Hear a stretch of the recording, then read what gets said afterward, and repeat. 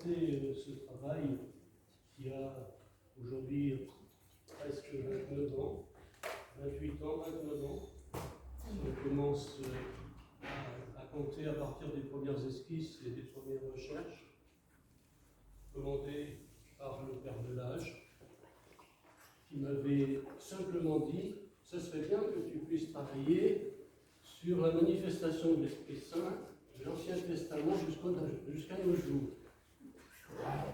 Vous avez 4 heures.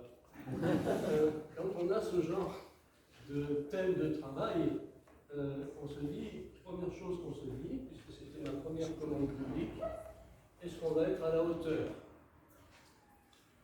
Et ce n'est pas simple, parce que le thème n'est pas obligatoirement narratif, on n'est pas obligatoirement tout de suite devant une histoire à raconter, on est plutôt devant une sorte de thématique très large, très profonde, très mystérieuse en plus, parce que peindre l'esprit, c'est une autre paire de manches. Comment traduire des choses qui sont spirituelles ou des choses qui sont métaphysiques, ce n'est pas simple. Néanmoins, j'étais interpellé par la thématique, par son mystère, et puis aussi par à la fois la rencontre avec le père de l'âge, qui était, quand il était enfant, fils de boulanger de mon village, donc il y avait déjà, je dirais, un premier atome crochu, et deuxièmement, la rencontre avec cet espace architectural qui m'a vraiment interpellé, parce que l'église est construite à l'envers. C'est-à-dire qu'elle est orientée vers l'ouest au lieu d'être orientée vers l'est. Et donc ça m'a frappé. Je me suis dit, ou c'est une erreur de l'architecte, mais un architecte ne fait pas vraiment des erreurs gravissimes comme celle-là sur le plan symbolique, ou alors c'est une imposition du cadastre et d'implantation urbanistique périphérique qui a imposé que l'ouverture soit vers l'est, l'entrée, et en fait le cœur vers l'ouest. Donc je me suis dit, néanmoins, ça pose question, parce qu'une église, elle est orientée. Et les gens qui rentrent, ils veulent s'orienter. En fait, s'il n'y a pas d'orientation, nous sommes totalement désorientés. Et donc, je pense que ça a été déjà ma volonté première d'orienter vers l'Est. Donc là, il y a un Est fictif, c'est-à-dire un lieu de lumière que j'ai voulu, un lieu source de lumière, comme source du soleil levant, quoi. Donc ça, c'était un petit peu le début de ma démarche, et j'ai commencé à travailler surtout à partir de photos et à partir d'intégration, d'éléments d'intégration à l'architecture, parce que, effectivement, cette église, elle est très particulière. Et j'ai eu affaire à une autre église, justement à Sigol, vous verrez, qui n'est pas désorientée, elle, mais où l'Est a été occulté. C'est-à-dire qu'il n'y avait plus de source de lumière, le vitrail était derrière un mur. Encore une autre affaire. Donc, ce qui est intéressant, c'est de vouloir cette volonté d'entrer dans, je dirais, une focalisation vers de la lumière, ici. Et je suis parti de l'éclairage zénital qui donnait sur l'autel, donc qui était un puits de lumière. Et ce puits de lumière, déjà, m'a donné un indice. Si cette lumière vient de là, d'en haut, je peux réorienter la lumière vers le haut sur la peinture. Je vous donnerai quelques détails par la suite sur l'orientation gestuelle du prêtre devant cette peinture. Donc là, le thème donc, général, c'était cette manifestation de l'esprit, et à la fin, je l'ai intitulé Trinité. Trinité parce que là, en fait, j'ai une manifestation pour moi du Père et des générations, avec une référence à l'Ancien Testament, au lien du sang, ainsi de suite. Le rouge doit être symbolique par rapport à ce lien du sang. ces générations qui se transmettaient par les tribus, je dirais, une pérennité de l'ancêtre. Ça n'a pas été que dans ce lieu géographique, partout c'était comme ça. Ici, ça va être l'esprit. Si là-bas c'est le Père, là ça sera la manifestation de l'esprit. J'ai plus travaillé à partir de l'Apocalypse de Saint Jean. Et le centre, ça va être la manifestation du Fils, avec le thème de la mort et de la résurrection. Si je reviens sur le premier panneau, il y a une synthèse entre des thèmes de la Genèse, avec la séparation des eaux d'en haut et des eaux d'en bas, avec l'esprit levé qui plane sur les ténèbres. J'ai aussi une évocation du lien de Noé avec l'entité avec laquelle il s'entretient, et l'arc de l'alliance est manifesté ici. Ensuite, dans cet élément-là, il y a la création de l'homme et de la femme au centre du tétramorphe, en fait, des symboles des 4 évangélistes, ici, l'ange, le lion, le taureau et l'aigle.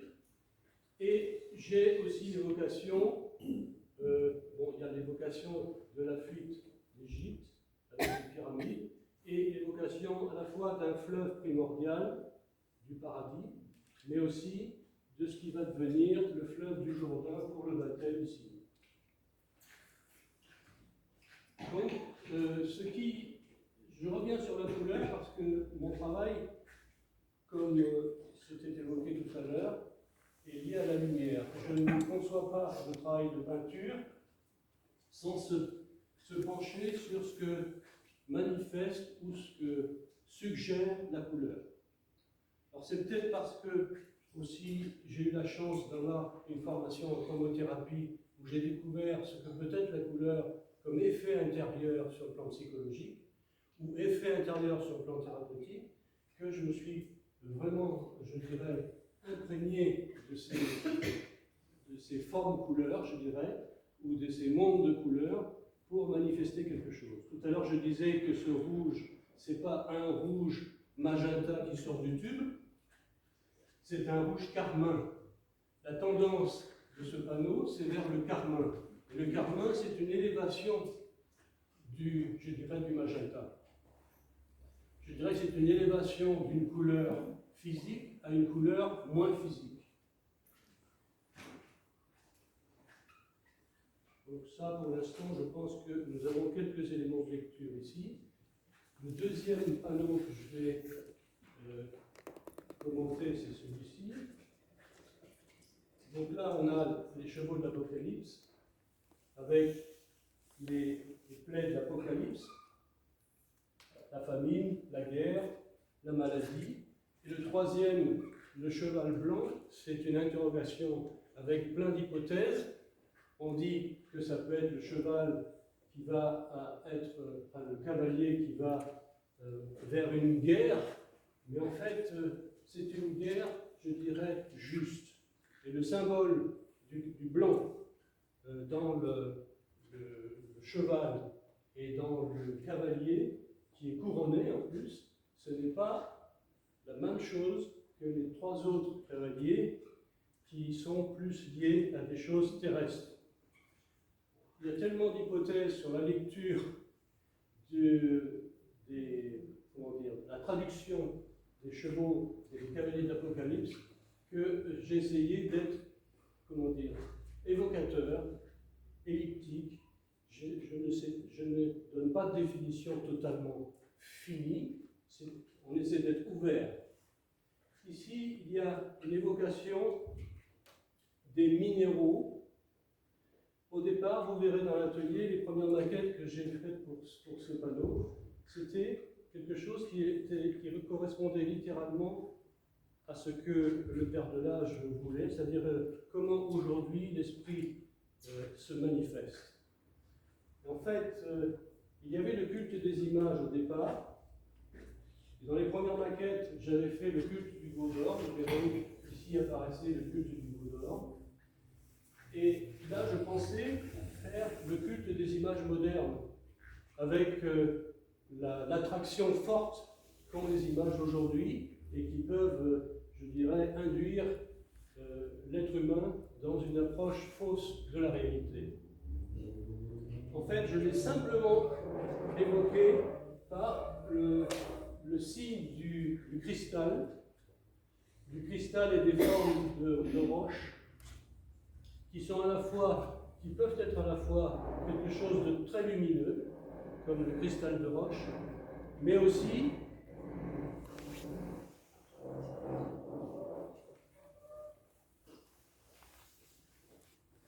quelque chose qui touche à la pensée d'aujourd'hui, très matérialiste, où la pensée se cristallise, la pensée se durcit, le comportement des gens se durcit.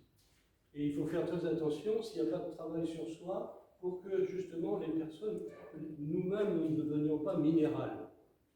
Il faut rester souple. Et donc c'est une évocation là aussi très, très elliptique et qui ne peut pas se lire au premier degré quand on regarde la peinture. Là, en fait, c'est la manifestation de l'ange à Saint-Jean, à Patmos, et je l'ai ouvert aussi à toute manifestation de l'ange au-delà de Saint-Jean. Et je pense qu'à notre époque, on peut s'apercevoir qu'il y a des gens qui ont des expériences spirituelles, particulièrement liées à l'ange. Ça peut être mis en cause, néanmoins c'est des choses qui sont des réalités pour certaines personnes. Je l'ai ouvert, j'ai manifesté cette forme comme une corolle de fleurs qui s'épanouit, parce qu'en fait, cette lumière qui descend, cette force de l'esprit qui descend, est une force aussi à la fois, je dirais, de semi-incarnation, mais surtout de révélation. Ce qui s'est passé avec Jean à Patmos. Et le panneau central, il est sur le thème général du Fils, avec au départ le baptême dans le Jourdain, avec la lumière qui est perçue par le Christ sous la forme de la colombe. Je n'ai pas fait la colombe d'une manière littérale, simplement cette lumière qui descend sur lui. De l'autre côté, cette lumière qui descend remonte à partir de la mort, pour voir vraiment ce qui se passe ici. J'ai caché derrière l'autel la descente aux enfers et la mort, et la mise au tombeau, avec des couleurs verdâtres. La couleur verdâtre, c'est aussi lié à la décomposition de la chair après la mort.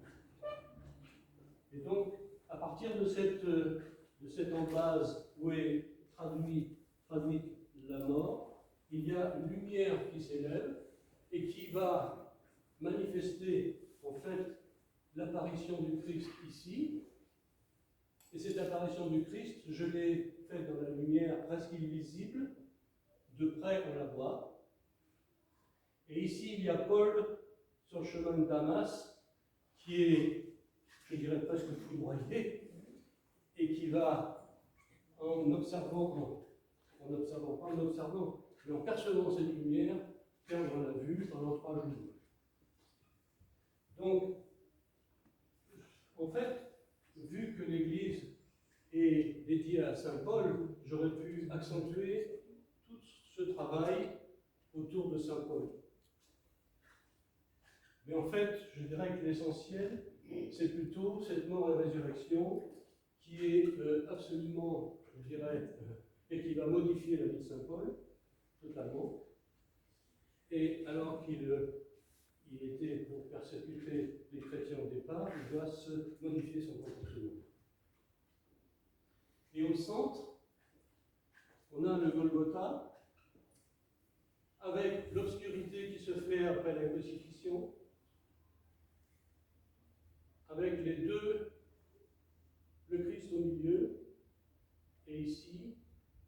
le larron, qui va être lié particulièrement au Christ.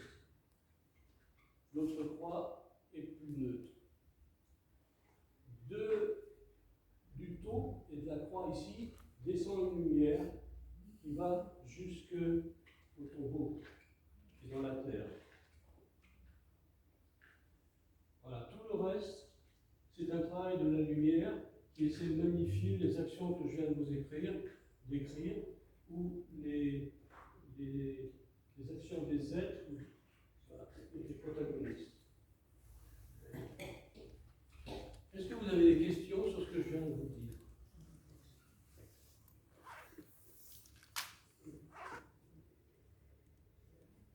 Quand on rentre, on a l'impression de voir une grande bouche. Oui. Alors, je voulais savoir si ça avait une signification pour vous. Est-ce que c'est le verbe de Saint-Pierre? Une grande bouche. Ici, toute la structure orange là autour de, oui, de la crucifixion, pour moi, ça évoque aussi comme si c'était. Alors, il y a des gens qui voient un cœur, il y a des gens qui voient une bouche. Et la chose que je voulais traduire, c'est une entrée en profondeur dans un espace. C'est-à-dire que derrière la lumière de l'apparition du Christ, dans la lumière qui vient de la mort, je voulais qu'il y ait une profondeur. Alors après, effectivement, il y a des images subliminales qui arrivent, et il y a des lectures qui sont très particulières suivant les personnes. Vous avez d'autres questions? Peut-être pour dire que toujours en entrant à l'église, sur la droite, je vois toujours la plante, les fleurs, la fleur. Oui. Strelitzia, l'oiseau des paradis, qui Oui. s'ouvre. Voilà. Oui. Je trouve que c'est dommage qu'on ne puisse pas voir, est-ce que c'était voulu, ce qu'il y a derrière l'autel. Oui, alors très bonne question. C'est fait totalement volontairement. D'autre part, c'est fait en fonction du geste du prêtre. C'est-à-dire quand le prêtre lève les bras, il y a un bras qui reçoit la lumière derrière, il y a un autre qui redonne la lumière par la gauche. Donc il y a une circulation par le prêtre, ce qui est la fonction du prêtre. Il y a une circulation qui se fait dans la lumière et par la lumière. Bien sûr, ça, c'est totalement inconscient quand on font la messe. Et pour répondre à l'ambasse qui est cachée, c'est cacher la descente au tombeau, mais surtout la descente aux enfers, je dirais, c'est accentuer le mystère. Ce mystère, il faut le découvrir, il faut le conquérir, et on pourra peut-être le comprendre que quand on sera mort. Donc c'est caché aussi pour cette raison. Mais c'est caché partiellement, parce que quand on vient sur le côté, on peut voir ce mystère. On peut lever un voile sur ce mystère. Je n'ai pas parlé des couleurs de ce panneau-là et de ce panneau-là. Sur ce panneau, j'ai utilisé particulièrement certains bleus, mais aussi l'indigo. Le bleu étant quelque chose qui va vers l'intériorisation. Le bleu est aussi quelque chose de céleste. On ne se trompait pas quand on peignait les coupoles dans certaines églises anciennes en bleu. Donc il y a quelque chose qui est céleste, alors que là-bas on est dans le terrestre. Les autres rouges, on les trouve dans les terres. Et là, ce n'est pas obligatoirement des œuvres rouges, mais disons que les rouges, les oxydes de fer, par exemple, à l'époque préhistorique, c'était même utilisé pour ensevelir des corps. On mettait des corps humains dans des fosses remplies d'oxyde de fer. Très intéressant de savoir ce qu'il y a derrière le fer. Parce que derrière le fer, on a le sang. Et on a aussi l'action de tout ce qui est fer dans le sang. Et alors qu'ici, on est dans un bleu, si là-bas il y a une matérialisation et une force d'incarnation par le fer, d'ailleurs quand on manque de fer, on plane un peu. Avec le fer, on est obligé de descendre vraiment dans son corps. Avec le bleu, c'est l'inverse. On peut se sentir détaché de son corps et, je dirais, entrer un peu dans l'espace. Si vous peignez un mur chez vous tout bleu, condition que ce ne soit pas un bleu carrosserie de voiture électrique, et si vous restez devant, un peu en méditation ou en contemplation, vous allez voir que le mur, il fait ça.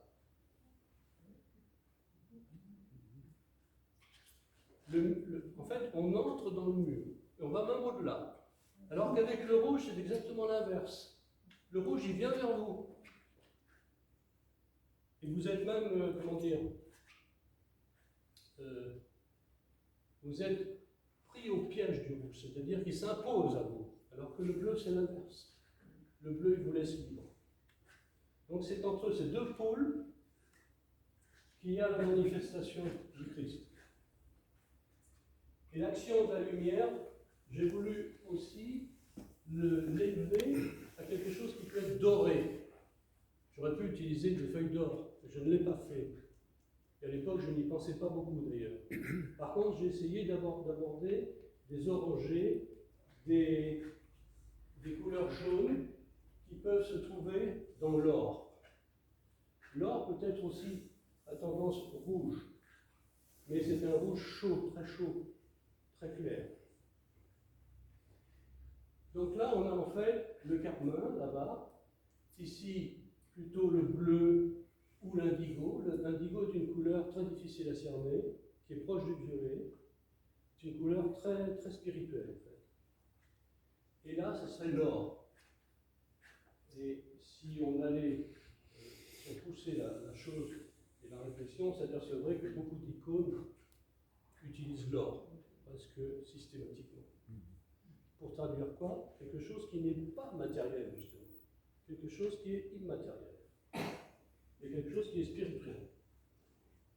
Ce qui est très intéressant, c'est que certaines icônes sont signées faites d'une main non humaine. Ça interpelle. Surtout aujourd'hui, où les artistes veulent que leur moi soit exprimé. Et dans la religion orthodoxe, chez certains peintres d'icônes, il y avait vraiment comme si le peintre, en fait, était l'outil, l'ustensile, à travers lequel quelque chose se manifestait. Donc là, si on retient, c'est plutôt ce côté or, lumière dorée, qui prévaut. Je crois que j'ai fait le tour, en fait, j'ai fait le tour des éléments qui pourraient, mais je suis certain qu'il y a d'autres questions. Y a-t-il une signification pour les graphismes qui sortent du cadre Oui. sur le mur? Très très juste. Il y a une personne ici qui connaît bien le problème. C'est une personne qui m'a aidé à faire les peintures du fond. À l'époque, il était pharmacien en face. Et ce qui est intéressant, c'est que quand on regarde la structure, les structures des formes sur une peinture, quand c'est une petite peinture, on ne s'en rend pas compte. Et quand vous avez des grandes lignes de force, des grandes courbes, des grandes droites, des angles sur une peinture de cette ampleur, en fait, on ne se rend pas compte, les formes continuent dans l'espace.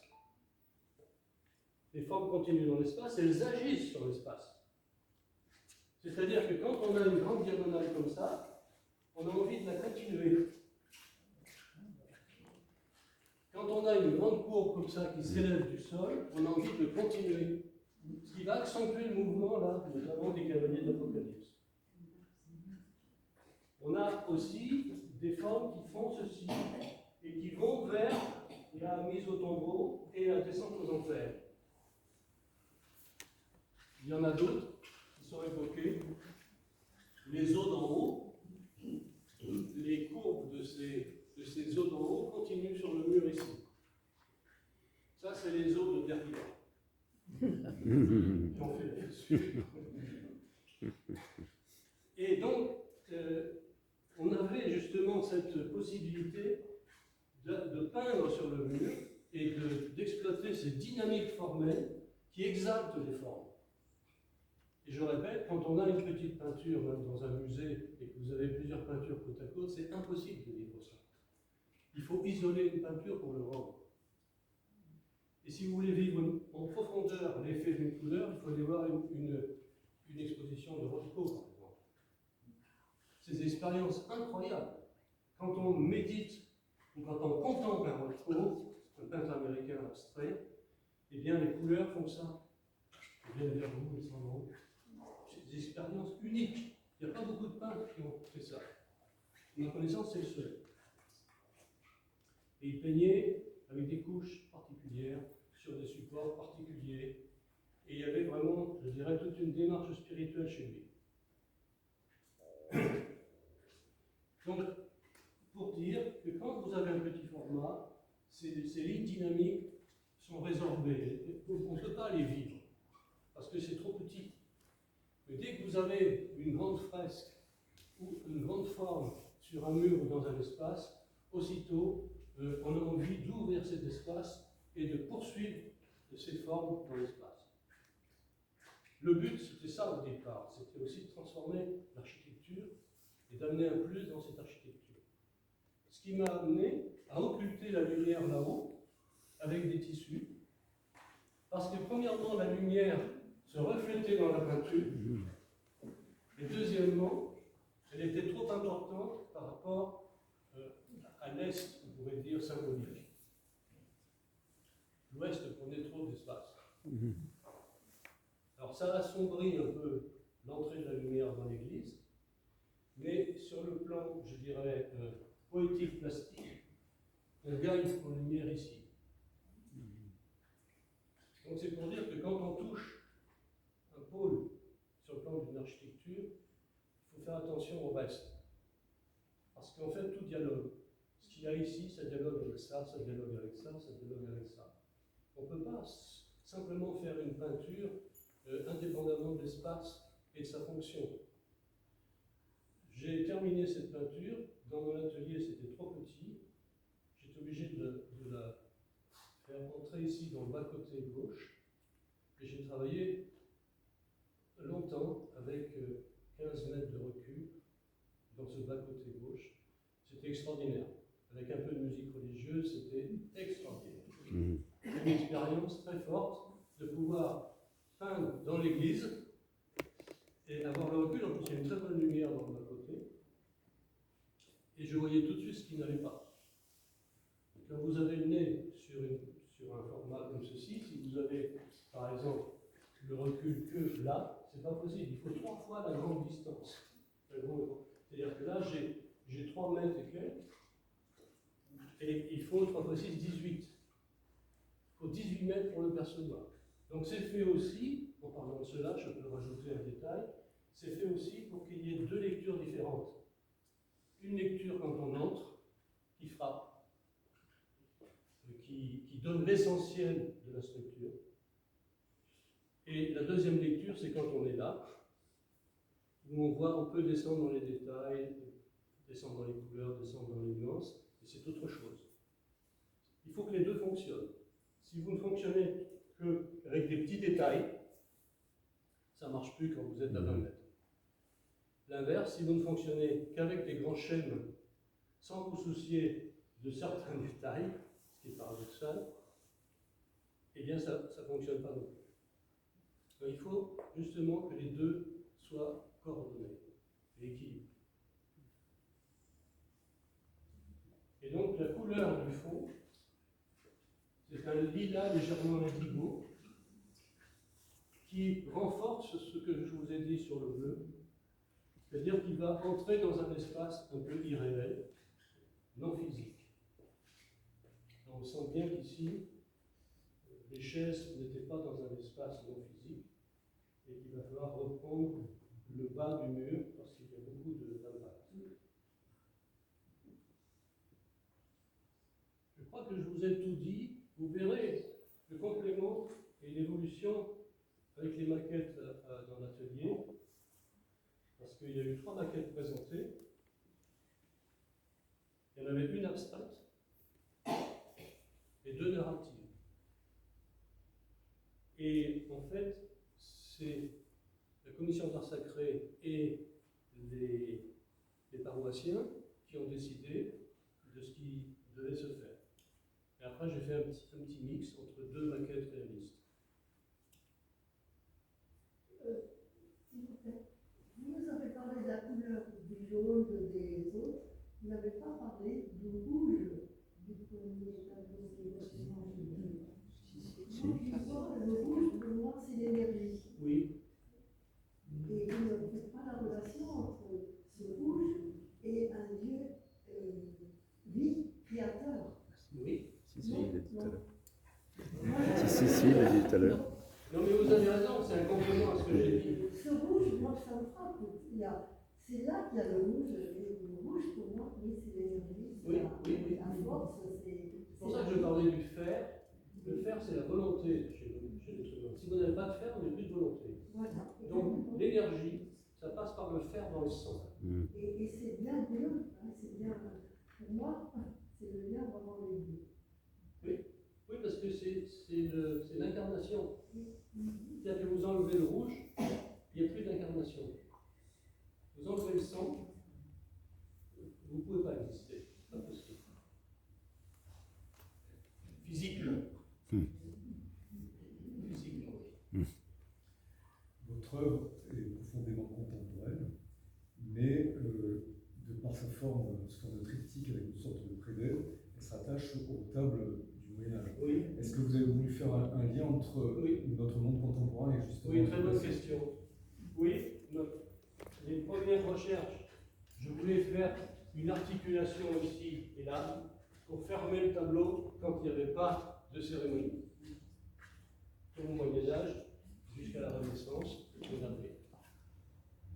Alors, ça serait extraordinaire de faire ça, mais je me suis dit ça va être trop lié un peu au passé. En plus, d'un point de vue technique, avec le poids des panneaux, ça demandait des charnières énormes, et je pense que ça aurait été un peu lourd. J'avais prévu quelque chose de très épais avec un médium, donc un bois qui est fait avec à haute densité à partir de sa propre cellulose, mais qui résiste à l'humidité. Mais le menuisier m'a pris un bois très épais, mais à l'époque, comme je n'avais pas d'expérience encore dans cette construction, je me suis dit, bon, ça ira. Mais en fait, après, pour porter le panneau central, il faut être 4, et encore. C'est très... Mais par contre, ça va résister à l'humidité. Parce qu'il y a une structure porteuse derrière, plus ce bois qui va permettre de maintenir la pérennité de la chose. Par contre, pour répondre encore à cette question, effectivement, il y a un clin d'œil au triptyque du Moyen-Âge ou de la Renaissance. Puisqu'il y a des chefs-d'œuvre. Des chefs-d'œuvre indéniables que j'ai consultés aussi, ça va de soi, pour l'inspiration et puis pour voir comment on traitait les thèmes que j'ai abordés là. Et on se sent petit. On se sent petit même si le triptyque il est grand comme ça. Est-ce qu'il y a d'autres questions?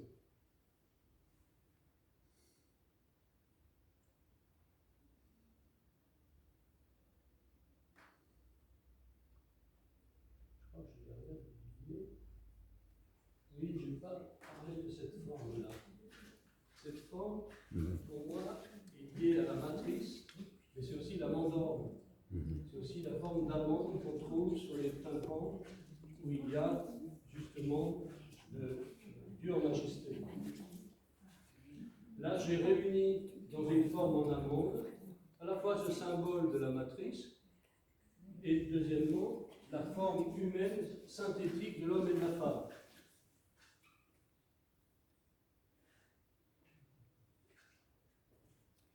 Et là, à droite, le cheval se termine par une tête d'oiseau. Alors, c'est pas une tête d'oiseau, ça pourrait effectivement. Ici. Oui. Ici. Oui. Non, le bleu, là. Oui, celui-ci. Non, celui qui est tout à fait en haut. Les blancs. Celui-ci. Le blanc. Oui. En fait, c'est des crêpes de chevaux stylisés. Mm. Ils sont étirés. On dirait On qu'il y a rassemble un bec uniquement. après. Oui, en fait, on s'aperçoit que chaque imaginaire poursuit les choses. On est des individus, on a nos perceptions personnelles. Et c'est vrai que si on faisait une analyse bien serrée avec une fiche que je vous demande de remplir sur ce que vous voyez, on aurait des surprises, quoi. On aurait des surprises. Mais bon, je crois que la multilecture et la polysémie dans un travail, c'est intéressant aussi. C'est-à-dire que ça laisse libre chacun de lire à sa manière. Parce que si j'avais fait les chevaux de l'Apocalypse d'une manière très réaliste, avec des cavaliers très réalistes, eh bien c'est comme quand on donne un album très narratif et surtout très réaliste à des enfants. Si c'est trop réaliste, l'enfant ne peut pas faire travailler son imaginaire.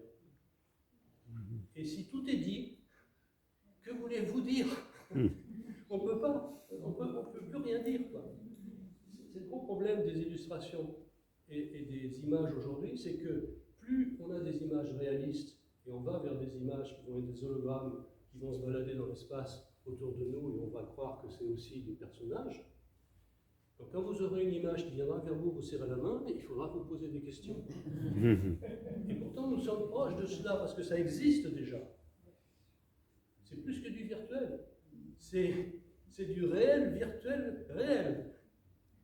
Et ce que je veux dire par là, c'est que il faut que moi personnellement, je pense que l'art doit laisser cette place libre à l'individu. Et que dans une fonction comme celle-là, on ne doit pas imposer une seule lecture, il faut qu'il y ait plusieurs lectures. C'est mon point de vue. Alors c'est peut-être mon point de vue pédagogue qui est derrière, mais je pense qu'à un moment donné, il y a une liberté d'interprétation qu'il faut avoir. C'est pour ça que l'art abstrait a été une très grande ouverture dans l'histoire de l'art. Alors il y a de l'art abstrait, je dirais, qui est abscon, ou qui est fermé, sans dire qu'il est abscon, il peut être fermé, mais il y a de l'art abstrait qui est ouvert. Il y a une œuvre de Umberto Eco sur l'œuvre ouverte qui est très intéressante dans les années 60, il a écrit donc l'avènement de l'art abstrait, c'était l'avènement d'une certaine liberté de lecture. Et c'est une révolution. On ne se rend pas compte, mais c'est une révolution. Alors, je pense que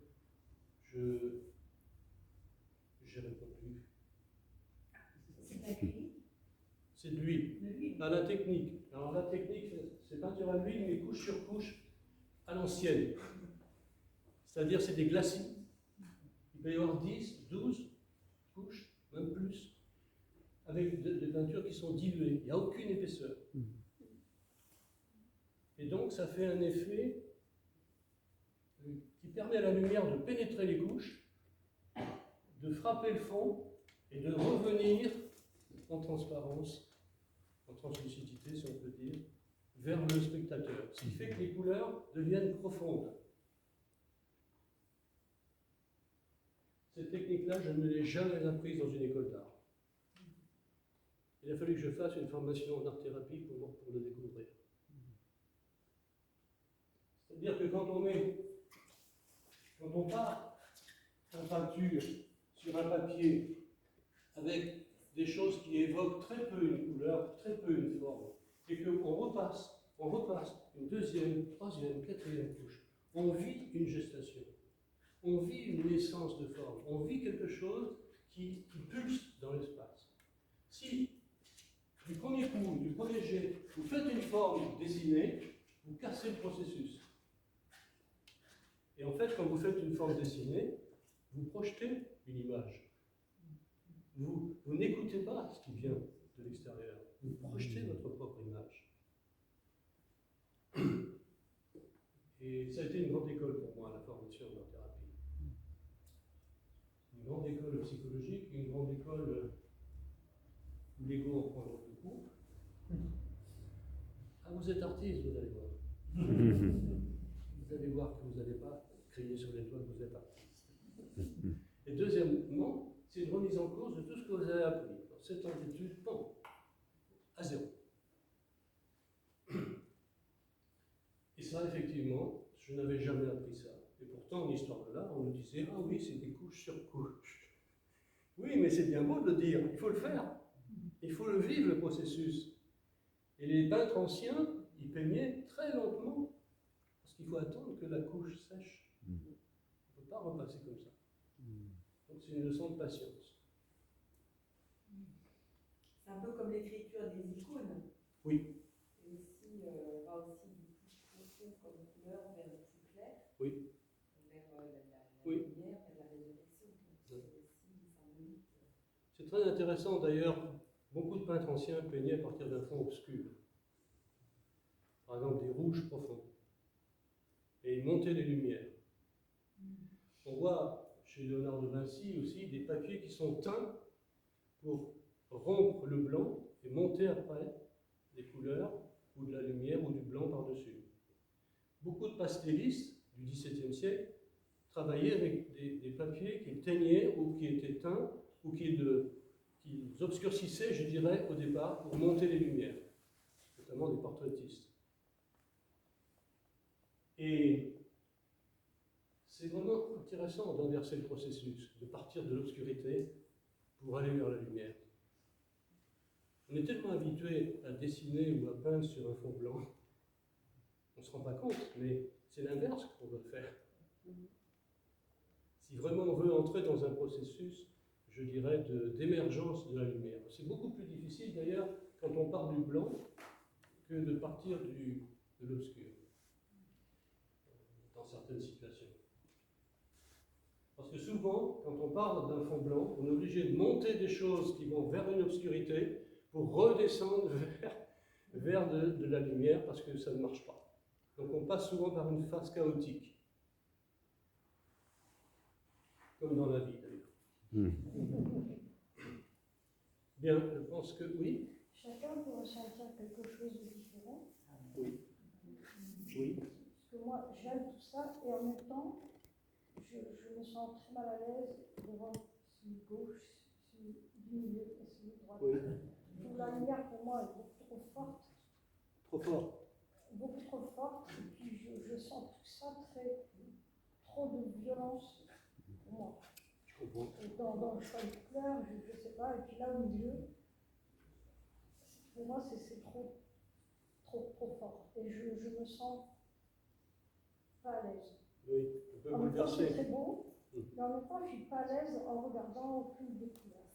Je Je ne sais comprends. pas ce que j'aurais préféré qui me fasse moins de mal. Oui, oui, je comprends. Je ne suis pas. Suivant Je les, vais expliquer pourquoi. mais parce que chacun a son caractère, a sa psychologie. Il y a des gens qui ont besoin de choses assez douces. Même dans les images, même dans les paysages. Et il y en a d'autres qui veulent des choses qui sont fortes, parce qu'ils en ont besoin. Et c'est très difficile quand on propose dans un lieu public un art qui va devenir social. C'est-à-dire, il faut que ça touche tout le monde. Mais, effectivement, quelquefois, ça touche trop. Oui, ça me touche peut-être trop. Et ça bouleverse intérieurement. Oui. Quelquefois, il y a besoin aussi de digérer les choses. Il y a une personne, au début, il y a 28 ans, qui venait avant la messe et qui m'a dit une chose extraordinaire. Elle s'asseyait là, personne âgée. Elle me disait, j'ai besoin de venir parce que ça m'apporte. Pour moi, ça, c'est suffisant pour que je continue. Et c'était une personne âgée qui n'était pas obligatoirement habituée à ce genre d'expression. Quand les gens arrivent à ressentir, je dirais, ce qui est caché, parce que tout n'est pas dit là. Là, je vous ai dit des choses qui ne sont pas explicites. Tout n'est pas dit. Ce qui n'est pas dit, mais qui est pourtant présent, ça agit sur les personnes. Une image peut être cachée, une image peut être tronquée, une image peut être juste floue, comme le Saint Paul agenouillé. Parce que quand on ne le connaît pas, ce Saint Paul, on ne devine pas qu'il est là. Mais il agit. Et normalement, il agit ici dans tout l'espace. Donc, L'important, c'est de ne pas se souligner en rouge, comme quand on veut retenir une phrase dans un livre que l'on lit, c'est de suggérer. Et après, chacun perçoit ce qu'il peut percevoir. Voilà. Je crois qu'on arrive au bout du temps qui est imparti dans ce lieu. J'ai beaucoup parlé. Vous allez me dire que je suis venu pour ça.